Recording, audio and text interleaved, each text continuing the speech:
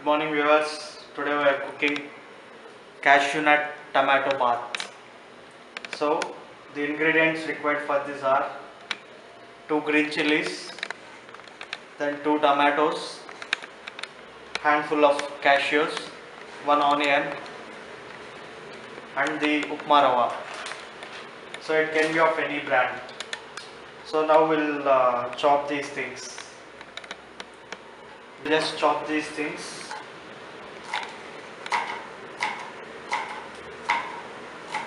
Chop the chilies into a fine parts.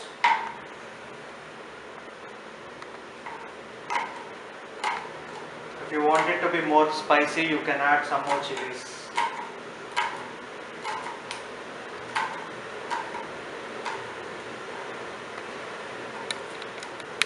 So if you want the cashews to be a bit smaller, you can chop them too.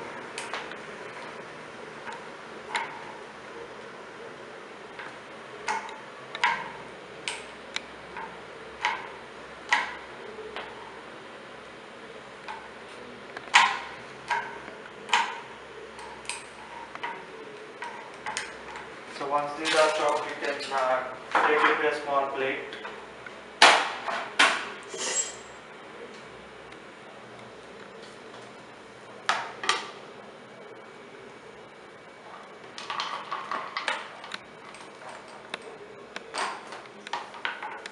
Now we'll chop the tomatoes. So rather than chopping with this, we'll take a small knife.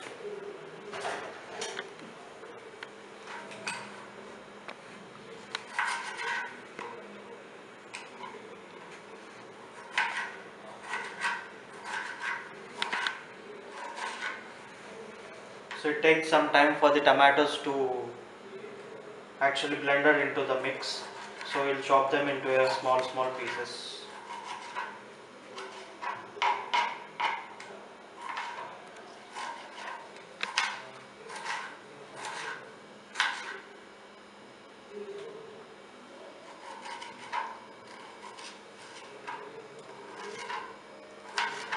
If you want the upma to be more juicy, you can add some more tomatoes.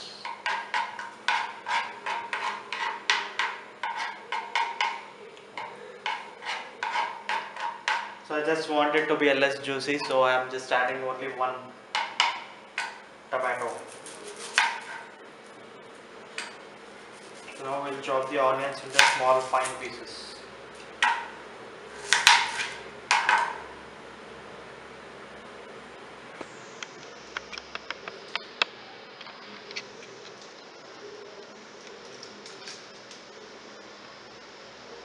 Guys, you know onion belongs to a lily family. So lily is such a wonderful flower, and see how different the nature is.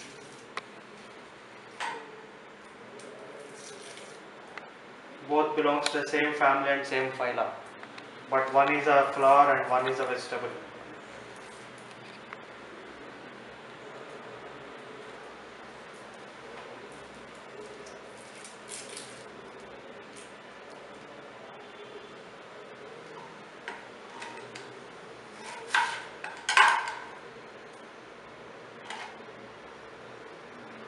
So now we'll cut the onions into fine pieces.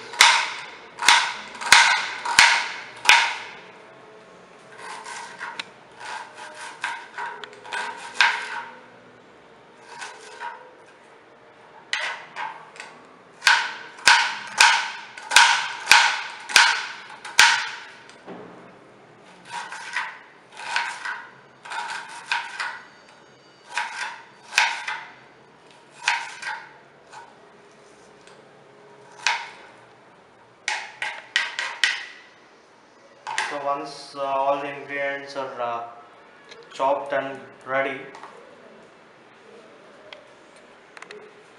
now take a pan. So now we take a pan. So better we take a non-stick pan so that for washing it doesn't be a problem for us. So light up the stove.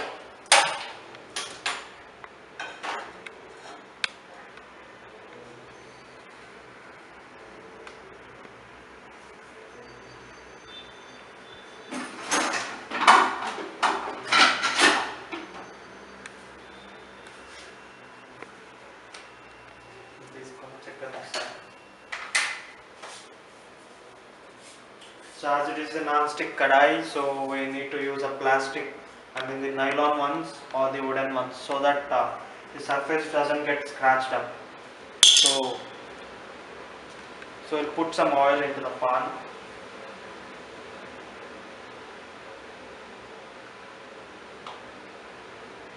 So we'll wait for the oil to just heat up.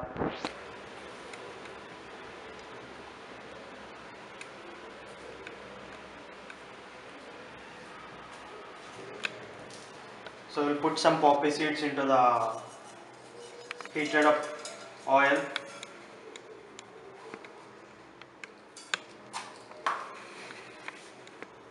So can increase the amount of heat of the stove.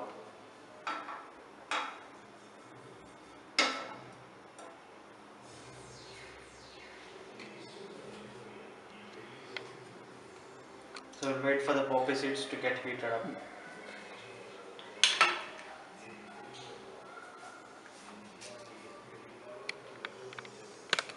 So these are the poppy seeds.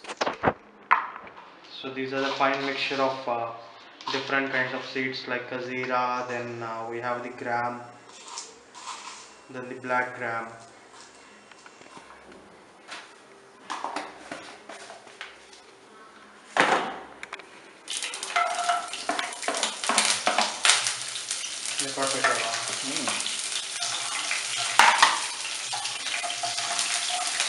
So we put the cashews and the chilies into the pan.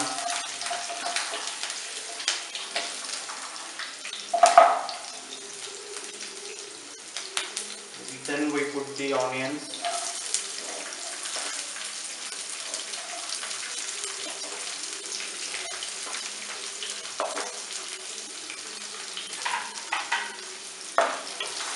We'll wait for this to get a slight brownish color.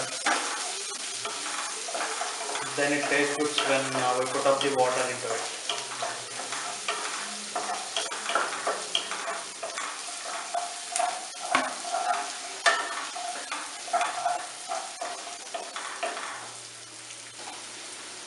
So now you can see that the onions are fried into the golden brown color.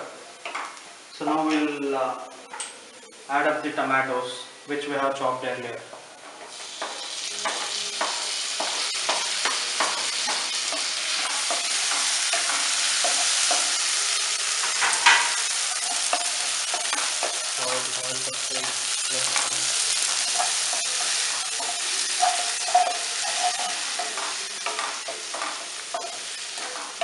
See how colorful it looks.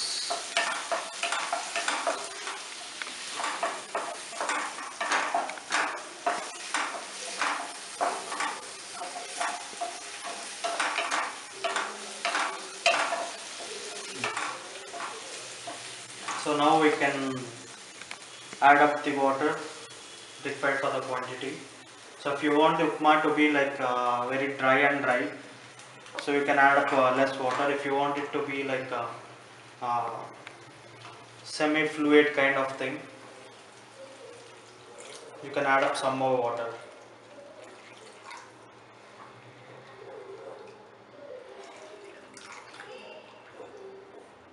So this amount of water is sufficient for what we are cooking.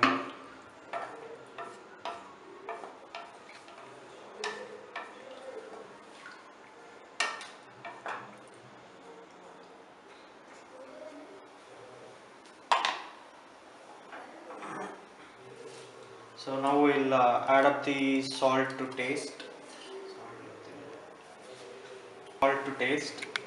And make sure that you doesn't add more salt, because it becomes more salty and we can't be able to eat it. Even if the salt is less, we will be able to eat it, but if it is more, we can't eat it at all.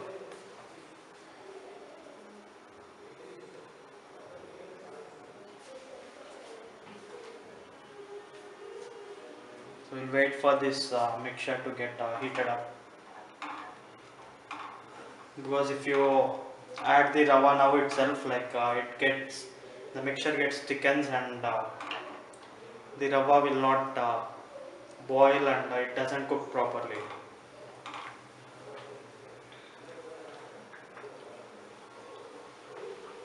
So we'll wait for this mixture to get heated up.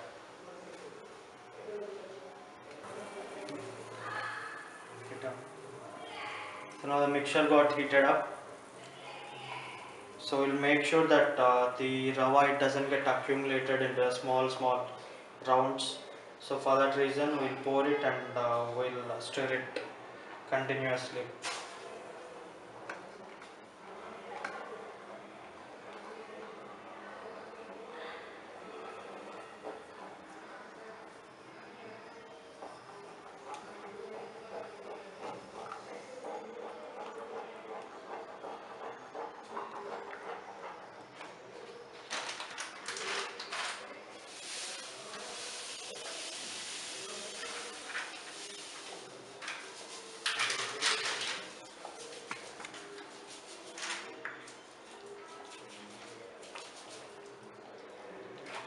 So actually I'm making the mixture for 2 people. So like you can take the count of this glass and 1 full glass, and it can be like 3/4 in the second glass. But don't forget to stir, because if you stop stirring it, it gets accumulated into small rounds.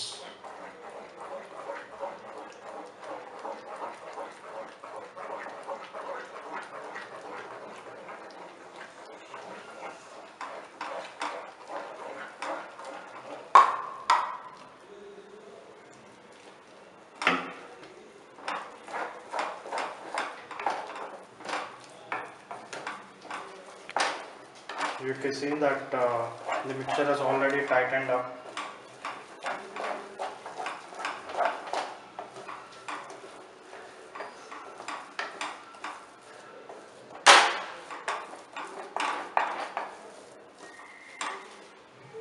If you feel that water is less in the pan and like the rava already gets to boil, and then you can add up some more water and so make sure that the rava cooks properly, or else it will be like half cooked and we can't be in a position to eat it. So the water is sufficient now, and now for it to boil I will be placing a lid on it for it to cook for some 5 minutes on a low flame. So once it is cooked, it is ready to eat.